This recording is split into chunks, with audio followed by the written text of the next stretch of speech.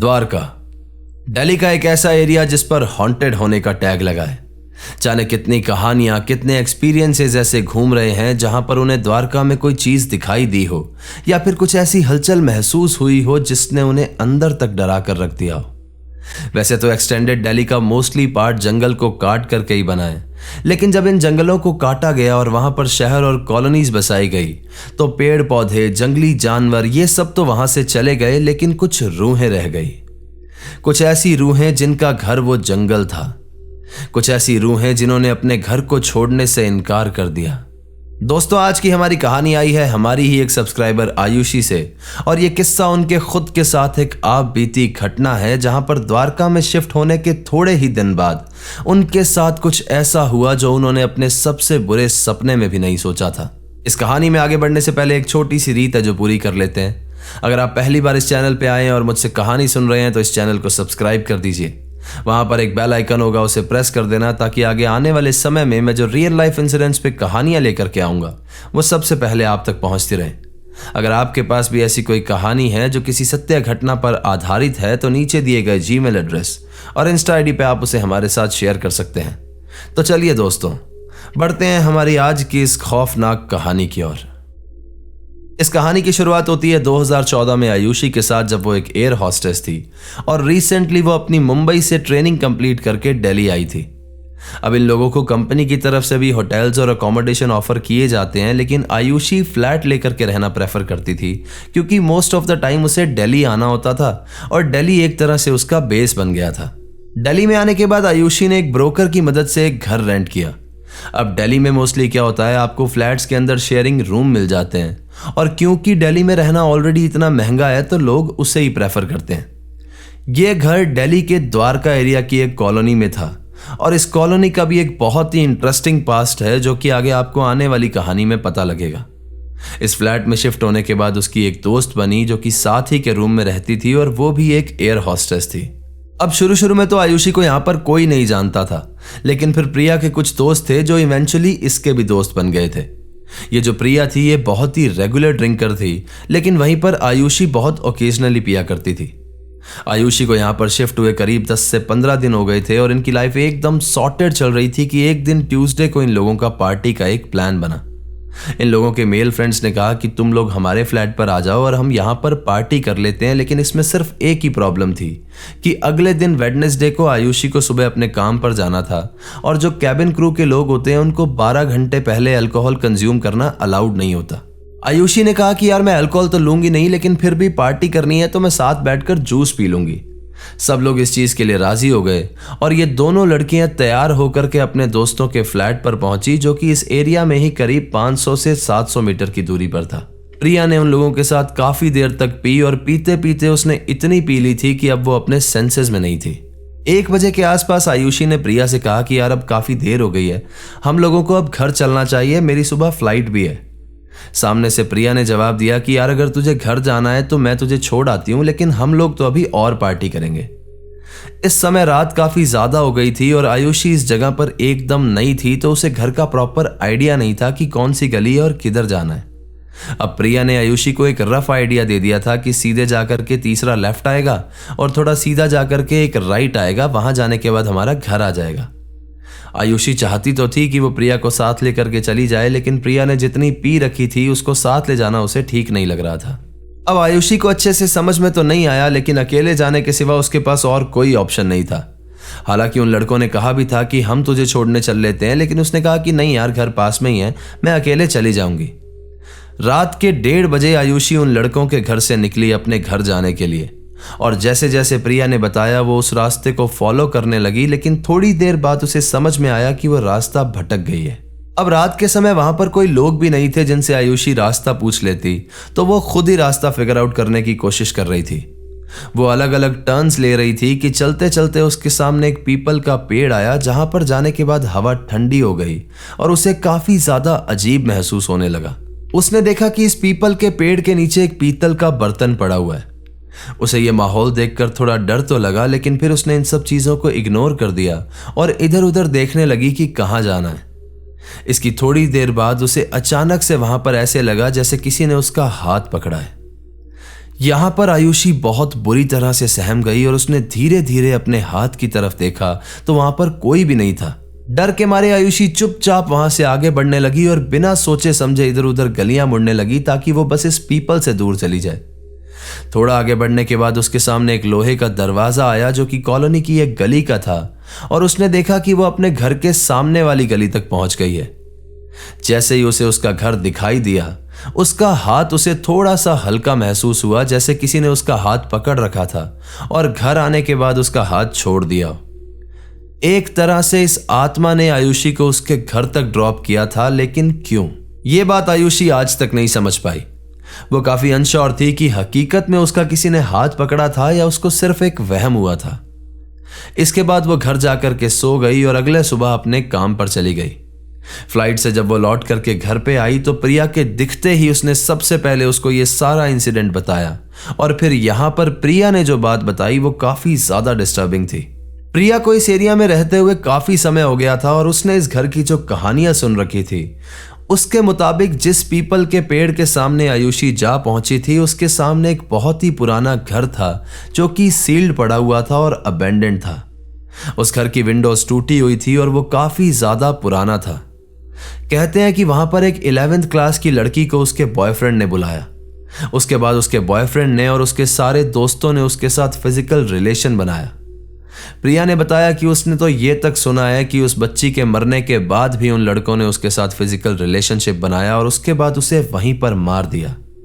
फिर जब उसकी बॉडी सड़ने लगी और लाश की घर से बदबू आने लगी तब जाकर के आसपास के लोगों को पता लगा कि वहां पर क्या हुआ है और उस बच्ची की बॉडी को बाहर निकाला गया। तब से ये घर हॉन्टेड हो गया। लोगों को यहां पर एक बहुत ही भारी प्रेजेंस महसूस होती थी और कभी कभी एक लड़की के चिल्लाने की आवाज आती थी जैसे वो बहुत ही ज्यादा गुस्सा हो। जब ये चीज काफी ज्यादा होने लगी और लोगों को बहुत ज्यादा डर लगने लगा तब एक पंडित जी से यहां पर पूजा करवाई गई और उन्होंने एक उपाय निकाला कि इस घर के सामने वाले पीपल के नीचे तुम पीतल के बर्तन में कुछ खाना रख देना तो इस लड़की की आत्मा तुम लोगों को बहुत ज्यादा नुकसान नहीं पहुंचाएगी। उस घर के आसपास रहने वाले सब लोग थोड़ा थोड़ा खाना निकाल करके उस पीपल के पेड़ के नीचे रख देते थे और सुबह वो बर्तन वहां पर खाली मिलता था जबकि आसपास कोई भी जानवर नहीं था। यह सब सुनने के बाद आयुषी श्योर हो गई थी कि रात को हकीकत में उसका किसी ने हाथ पकड़ा था और अब वो काफी ज्यादा डर गई थी। प्रिया ने यह भी बताया कि रात के वक्त वो घर एकदम चमकता हुआ और साफ सुथरा दिखाई देता है, लेकिन सुबह सुबह वहां से बहुत ही ज्यादा गंदी बदबू आती है जिसको बाद में आयुषी ने खुद भी एक्सपीरियंस किया। कहते हैं कि उस लड़की की स्पिरिट ने वहां से गुजरने वाले कई सारे लोगों को चांटा तक मारा है। शायद बहुत सारे लोगों की उस लड़की की स्पिरिट ने हेल्प भी की होगी। लोगों का मानना है कि यह आत्मा आज भी उन लड़कों को ढूंढ रही है जिन्होंने इसके साथ कुछ गलत किया था। ये सब बातें सुनकर आयुषी बहुत ज्यादा डर गई थी, लेकिन उसे एक मन ही मन ख्याल आ रहा था कि शायद ये एक अच्छी आत्मा है और उसने तो इसकी हेल्प ही की थी। तो थोड़े समय के बाद ये बात उसके दिमाग से निकल गई। इसके कुछ समय बाद तक सब कुछ एकदम नॉर्मल रहा, लेकिन तकरीबन 10 से 12 दिन के बाद एक दिन आयुषी का होम स्टैंड बाय था। होम स्टैंड बाय के अंदर क्रू के लोगों को रहना तो अपने घर पर ही होता है, लेकिन कभी भी जरूरत पड़ने पर इन्हें कॉल आ सकता है तो इन्हें सोना नहीं होता। आयुषी के होम स्टैंड बाय का आज समय था रात के 12 से लेकर के सुबह 4 बजे तक का। इस रात आयुषी जगी हुई थी और वो अपने घर की बालकनी में खड़ी होकर के अपनी एक दोस्त से बात कर रही थी। बातें करते करते उसकी नजर सामने के पार्क में गई तो उसने देखा कि एक 5 से 6 साल का बच्चा जो कि हाफ पैंट और बनियान पहने है, वो नंगे पैर सामने के पार्क में झूला झूल रहा है। आयुषी यहां पर काफी ज्यादा हैरान हुई कि इतनी रात में यह बच्चा अकेला यहां पर क्या कर रहा है। फिर आयुषी को लगा कि शायद इसके पेरेंट्स भी आसपास पार्क में घूम रहे होंगे और इस बच्चे को झूला झूलने के लिए छोड़ दिया होगा। वो बच्चा काफी ज्यादा क्यूट लग रहा था तो आयुषी की नजर उस पर टिकी हुई थी और वो फोन पर बात कर रही थी। उसे देखते देखते अचानक से आयुषी की आंखों के सामने कोई मच्छर या कोई इंसेक्ट आया तो सिर्फ 1 सेकंड के लिए उसकी नजर उस बच्चे से हटी तो उसने देखा कि वो बच्चा वहां से गायब हो गया। उसकी धड़कनें बहुत ज्यादा तेज हो गई और अब वो अपनी नजरें दौड़ाकर उस पूरे पार्क में उस बच्चे को देख रही थी कि अचानक से उसने देखा कि वो छोटा सा बच्चा उस पार्क के साथ वाले घर के टेरेस पे खड़ा है। यहां आयुषी का हलक सूख गया और उसकी आवाज बंद हो गई। वो एकदम फ्रीज हो गई थी और उसके सामने जो दोस्त उससे फोन पर बात कर रही थी वो हेलो हेलो कर रही थी, लेकिन आयुषी की आवाज ही नहीं निकल रही थी। इसकी थोड़ी देर बाद जैसे ही आयुषी ने अपना होश संभाला, वो तुरंत अपनी बालकनी से अंदर कमरे में भागी और उसने अपने कमरे के गेट को अंदर से बंद कर लिया और फिर वो वहां पर हनुमान चालीसा पढ़ने लगी। उस पूरी रात आयुषी पूजा करती रही, हनुमान चालीसा पढ़ती रही और फिर किसी तरह से 4 बजे के बाद वो सो गई। अगले दिन सुबह सुबह जब वो उठी तो उसने आसपास में पता किया और ये बात सामने निकल कर के आई कि ये पूरी की पूरी कॉलोनी एक ग्रेवयार्ड की जमीन पर बनी हुई है और यहाँ पर ढेर सारे लोगों को ऐसे एक्सपीरियंसेस हुए हैं जहां पर उन्हें कोई दिखाई दिया हो और फिर अचानक से गायब हो गया हो। यह बात सुनने के बाद आयुषी और ज्यादा डर गई और फिर वो बहुत ज्यादा पूजा पाठ और हनुमान चालीसा पढ़ने लगी। एक बार के लिए यहां पर आयुषी के मन में आया था कि इस घर को छोड़ देती हूं, लेकिन फिर पूजा पाठ करते करते सब कुछ एकदम नॉर्मल हो गया था, तो ये बात फिर से आई गई हो गई। अब आयुषी को लगा था कि शायद उसके साथ ऐसा जीवन में कभी भी नहीं होगा, लेकिन फिर थोड़े ही दिन के बाद फिर से उसका एक ऑफ आया और इन लोगों का फिर से पार्टी का प्लान बना। इस बार आयुषी ने भी ड्रिंक की थी और ये लोग ड्रिंक करने के बाद गाड़ी से घूमने के लिए निकल गए। अब ये जो आयुषी के दोस्त थे ये काफी ज्यादा डेयरिंग थे और कहूं कि इस मामले में थोड़े से नासमझ भी थे। आपने द्वारका के सेक्टर 9 की हॉन्टेड कहानियां बहुत सारी सुनी होंगी। हालांकि 2013 में वहां पर द्वारिकाधीश मंदिर बनने के बाद सब कुछ ठीक हो गया, लेकिन अगर आप सामने से किसी को पुकारोगे तो कुछ आत्माएं ऐसी होती हैं जो कहीं जाती नहीं, बस शांत हो जाती हैं और वो उस पुकार को सुन लेती हैं। पीने के बाद इन लोगों का प्लान बना कि चलो यार सेक्टर 9 चलते हैं और जाकर के देखते हैं कि वहां पर अभी भी आत्माएं और भूत प्रेत हैं या नहीं है। आयुषी ने इस चीज के लिए तुरंत मना कर दिया क्योंकि अभी रिसेंटली ही उसके साथ कुछ ऐसा हुआ था जिससे वो बहुत ज्यादा डरी हुई थी। इन लोगों ने उसे काफी ज्यादा इंसिस्ट किया तो वो इस शर्त पे मानी कि हम लोग घूमने के लिए चलेंगे, लेकिन तुम में से कोई भी गाड़ी से बाहर नहीं निकलेगा। सब लोग इस चीज के लिए मान गए और ये लोग घूमने के लिए सेक्टर 9 चले गए। जैसे ये लोग वहां पर पहुंचे तो इसके सारे के सारे दोस्त गाड़ी से बाहर निकले और वहां पर उन आत्माओं का मजाक उड़ाने लगे और उन्हें आवाज देने लगे कि कोई चुड़ैल है तो हमारे सामने आओ, मुझे दिख जाओ, मेरी दोस्त बन जाओ। ये देखकर आयुषी उन पर बहुत ज्यादा भड़क गई और उसने गुस्से में कहा कि अगर तुम लोगों को यही सब करना है तो मुझे घर छोड़ाओ, मुझे तुम्हारे साथ घूमने में कोई भी इंटरेस्ट नहीं है। इन लोगों ने इसके बाद आयुषी को उसके घर पर छोड़ दिया। आयुषी अपने कमरे में सेटल हुई थी कि 10 मिनट के बाद उसके कमरे का दरवाजा कोई जोर जोर से खटखटाने लगा। आयुषी काफी ज्यादा हैरान होकर के उठी और उसने जब पीप होल से बाहर देखा तो वहां पर कोई भी नहीं था और यह देख करके वो बहुत ज्यादा डर गई। उसके बाद उसने तुरंत अपनी दोस्त प्रिया को फोन किया और उससे कहा कि यार बाहर से कोई दरवाजा खटखटा रहा है जोर जोर से। प्रिया ने कहा तू घबरा मत, हम लोग अभी आ रहे हैं।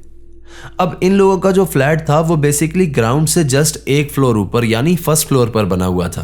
ये सब लोग जब घर पहुंचे तो आयुषी को भी आवाज आ रही थी जैसे कोई सीढ़ियों से ऊपर चढ़ रहा है और इतने में ही उसे किसी के जोर से गिरने की आवाज आई।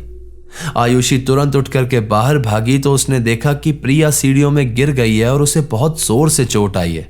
उसके हाथ पांव छिल गए थे और उसके बैक पर एक बहुत बड़ा निशान आ गया था जैसे नील पड़ने पर आता है।